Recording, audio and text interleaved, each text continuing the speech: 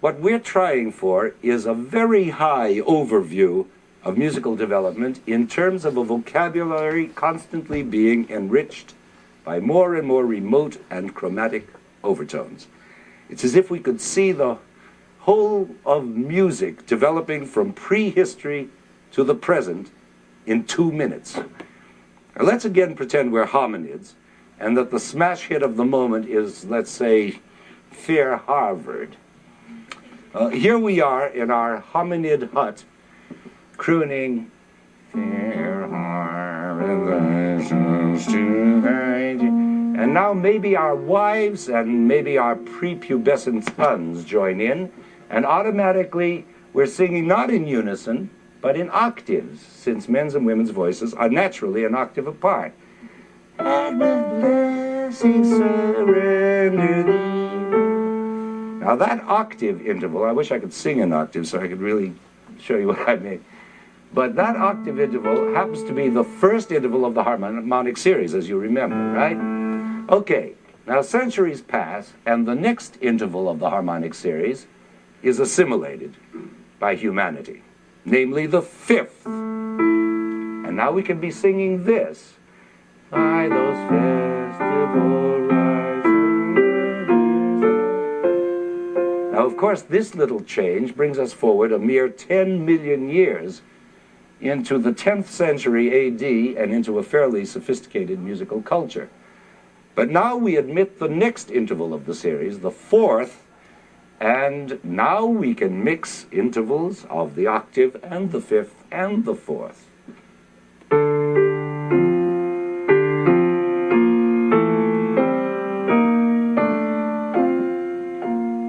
That's beginning to sound like polyphony. And again comes a great leap as music absorbs the next overtone, the third, and just listen to the difference. It's a whole new music, richer, mellower, with a new coloristic warmth. And as we know, this new interval of the third, because I like the older sound better, but anyway, as we know, this new interval of the third introduces into music the phenomenon of the triad, so that now Fair Harvard can begin to sound more like its Victorian self. And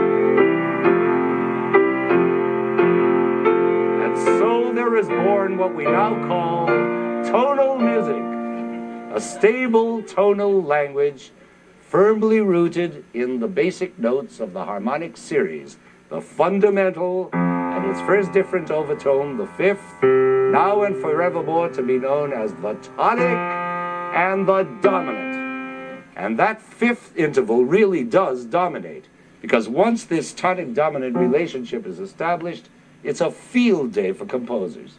There can now be fifths of fifths of fifths of fifths, each one of them a new tonic producing a new dominant, a whole circle of fifths.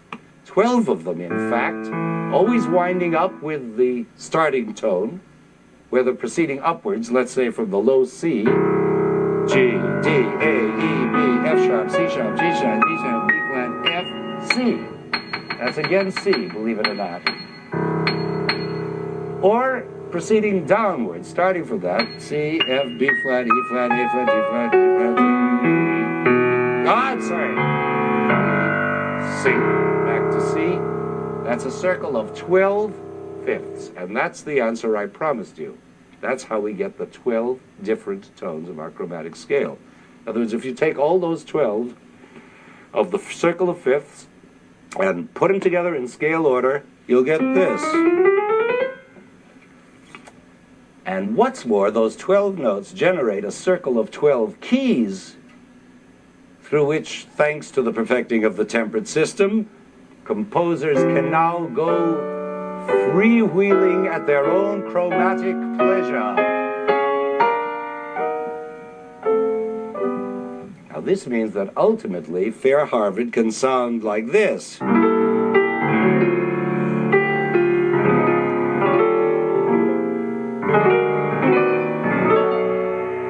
that's chromatic porridge. And in our own century, it's going to become goulash. how does music contain this loose, runny chromaticism? By the basic principle of diatonicism, that stable relationship of tonics and dominants, subdominants and supertonics, and eudominants and eutonics. And we can now modulate as freely as we want, as chromatically as we want, and still have complete tonal control. This great system of tonal controls was perfected and codified by Bach, Johann Sebastian Bach, whose genius was to balance so delicately and so justly these two forces of chromaticism and diatonicism, forces that were equally powerful and presumably contradictory in nature.